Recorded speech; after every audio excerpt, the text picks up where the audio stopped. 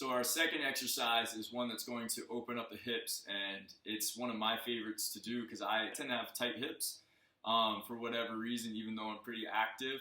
And it's something that I feel like the more I work on, I notice it much greater in all my sports, and just even walking, taking stairs is much easier if your hips are loose. And so this is a great one that I'll show you guys 3 different progressions that you can do in order to keep progressing and getting your hips open wider. So we had to adjust the camera here.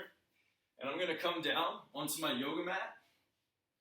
And the easiest setup to do is to put your feet on both edges of your yoga mat here.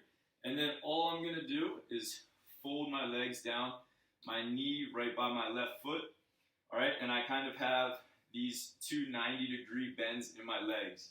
And so the first, if your hips are really tight, it may put a little bit of strain to get in this position, but that's okay. You can use your hands down here for support.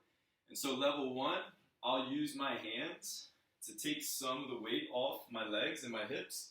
And then I'm just simply going to fold the position over to the other side and keep coming back and doing this while using my hands. And so if you feel confident and comfortable with that, then you can come up to no hands and just use all of your hips, trying to keep your feet flat on the ground the whole time, or connected to the ground the whole time. All right, and just rotating back and forth.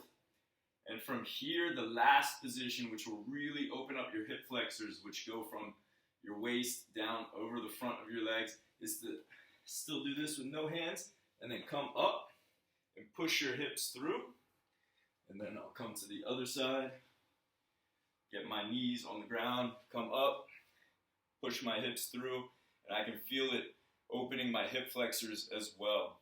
All right, so another great exercise that you can do in order to open up and stay mobile and stay safe when you get into fitness or when you start working out really hard again.